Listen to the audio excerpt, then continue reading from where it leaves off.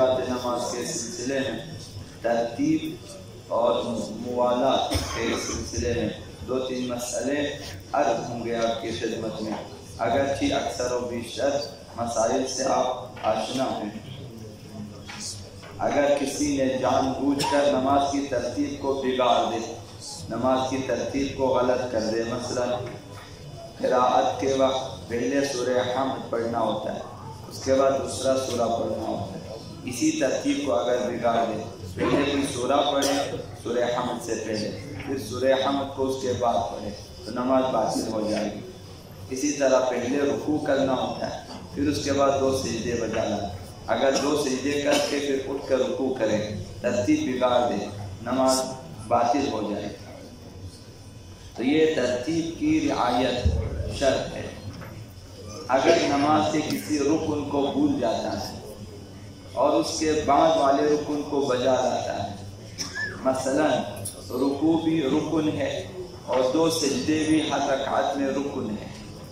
اگر رکوع سے پہلے 2 سجدے بجا رہا ہے، رکوع سے پہلے بھولے سے بھی اگر ایسا کرے، کیونکہ 2 سجدے رکن ہیں، رکوع بھی رکن ہے، ایک رکن فراموش کر دیا اور اس کا موقع بھی گزر چکا، اب آپ سجدے میں 2 سجدے بھی مکمل ہو چکے، تو یہ کہ ایک رکن کو آپ نے فراموش کر دیا، نماز باطل ہو جائے گی۔ واجب رکنی کو اگر بھولے سے بھی کم کرے یا زیادہ کرے، نماز باطل ہو جاتی ہے۔ لہذا کسی رکن کو بھول جائے تاکہ کہ دوسرے رکن میں آپ پہنچے اور دوسرا رکن بھی بجا لائے، تو دوسرے پہلے رکن کے لیے جسے آپ فراموش کرتے ہیں واپسی کی گنجائش نہیں ہے، جب واپسی گنجائش نہیں ہے تو نماز باطل ہو جائے گی۔ اگر پہلے سجدے کو دوسرا سجدہ سمجھ کر بجا لائے، ایک شخص سجدے میں گیا، اس کا خیال یہ تھا کہ یہ میرا دوسرا سجدہ ہے، اس خیال سے گیا، یا پھر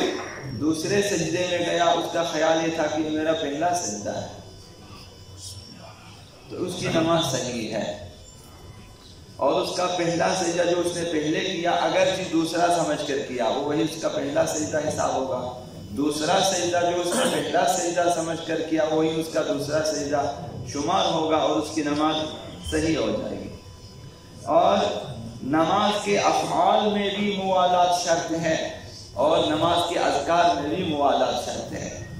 افعال نماز جیسے قیام ہے تو رکوع ہے تو سجود مثلا، یہ اور انہیں جو ہے پے در پہ انجام دینا ضروری ہے، اور اذکار نماز میں بھی پے در پہ ضروری ہے، جس طرح افعال نماز میں قیام سے رکوع میں، رکوع سے سجدے میں، سجدے سے اٹھ کر بیٹھنا اور دوسرے سجدے کے لیے جانا، پھر بیٹھنا تشہد کے لیے، سلام کے لیے، یہ افعال نماز، اور ان میں جو اذکار آپ پڑھتے ہیں ان میں بھی موالات شرط ہے۔ تکبیر کو بھی موالات کے ساتھ پڑھیں، پے در پہ پڑھیں، قرأت کو بھی پے در پہ پڑھیں معمول کے مطابق، بیچ میں زیادہ فاصلہ نہ ڈالیں۔ اسی طرح سے ذکر رکوع کو بھی موالات شرط ہے، اس میں پے در پہ پڑھیں اسے، اور بیچ بیچ میں رک رک کر فاصلہ ڈال کے نہ پڑھیں، اور اسی طرح ذکر سجود کو، اسی طرح تشہد کو، اسی طرح سلام کو موالات کے ساتھ لگاتار پڑھنا، پے در پہ پڑھنا ضروری ہے۔